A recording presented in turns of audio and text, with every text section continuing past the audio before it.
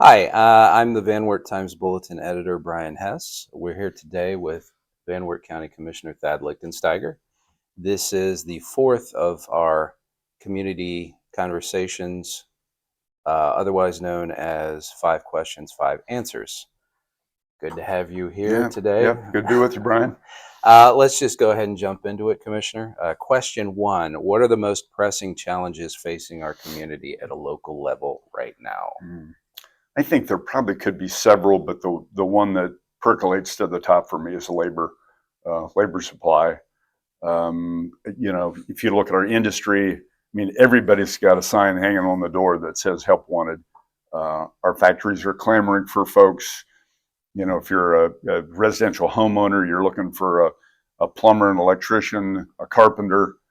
Those folks just, you can't get a hold of somebody anymore. Or you get on the list where you're 6 months out. A roofer, had some shingles blow off. Um, my buddy Rick Turner, who I think you've already interviewed, I graduated with Rick '79 back from Crestview. He talked about years ago, used the term silver tsunami, where the baby boomers were, they were on track to enter the retirement phase. And we said, okay, silver tsunami, that's a catchy phrase, but it's very true. And I think COVID kind of moved that train down along the tracks and accelerated that process. A lot of people said, okay, here's a good time to retire. And so, they left the workforce and there wasn't some big group ready to take their place. Matter of fact, some of them, the COVID thing kind of spooked them a little bit and they weren't prepared to work. A lot of this next generation has been trained to work. We used to, I'm a farm guy by trade, and, we grew up baling hay and hooking weeds and forking manure and doing all that stuff. We knew how to work. I taught my kids how to work on the farm, and it's been a great asset for them. But not everyone knows how to work now, and a lot of people aren't even inclined to work. And so I see that as the number one problem is getting some of these kids out of mom and dad's basement and saying, "Hey, it's time to join the working world. That's what we do here. That's what responsible adults do." So that's the biggest challenge I see. Okay. The second question: considering the evolving media landscape, what role do you see local newspapers playing in the community 5 years from now? Uh, that's 5 years is a long time. Uh, well, it is local news, so I think you guys that are in local news know that it has to be a palatable product for folks, and you're kind of in a competition. There's another news source that would be happy to have them read their news instead of yours. You've got to make a product that people like to read and still gives them the facts.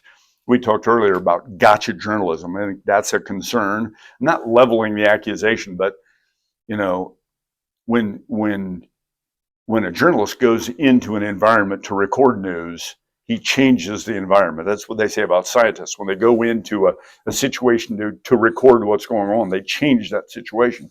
And so when I see Sam come into a room with a recording device or a pad and a paper and pencil, everybody, you just kind of feel the air go out of the room because people don't want to talk, or their hands go in their lap, their whole body language changes Mm. because, geez, I want to say something that's going to be on the cover of the Times Bulletin this week.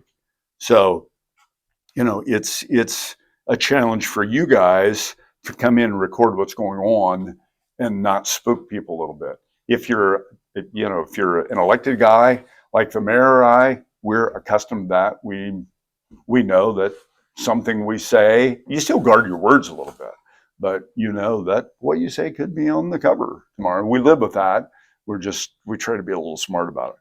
But I think that's a challenge for you guys. Yeah, continue to provide a product that people like and still is very factual, Mm. you know. Okay. Question three: in your opinion, what role should our newspaper play in promoting civic participation and community involvement?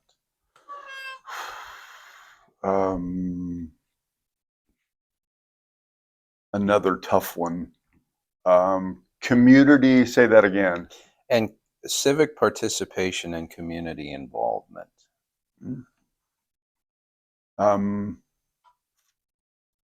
I'm not sure that's your job to do. It should be one of those things where the cream comes to the top. If people want to serve Mm. and they want to be active and they want to make you know, this town, this county, this place a better place to be, that should come from right here, you know. So I don't know how you do that other than be kind of rewarding. I'm going to say next question, please. Well, that's fine. I don't have an easy answer. That just, you know, it's almost something that I see as not your role. It should happen by itself. You know, good community-minded people should feel the tug in their gut to do this. And as long as you're not standing in the way of it, it should naturally evolve all by itself. I think that's a fair answer, and I'm not sure there is an easy answer to that one. Okay. Question 4. What community events or activities do you believe our newspaper should cover to better connect with our residents? Anything we're not covering now? Or I will tell you this. I serve on we used to call it Convention and Visitors Board. It's now called Visit Van Wert. Kim Fleming runs it out of the Economic Development Office. She has a community calendar that basically has every event going on, from the village festivals to what's happening at the fairgrounds, anything downtown. It would be nice to see a connection there if that could happen, because she's kind of the clearinghouse for anything that's interesting, festival-wise, community-wise, that's happening. I mean, my little village of Wren over in the kind of the southwest corner of Van Wert County does some really cool stuff. They have the wiffle ball thing.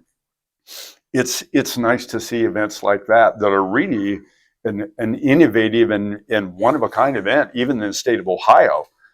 It's great to see you guys come over and show an interest in that. And it's a one-of-a-kind thing.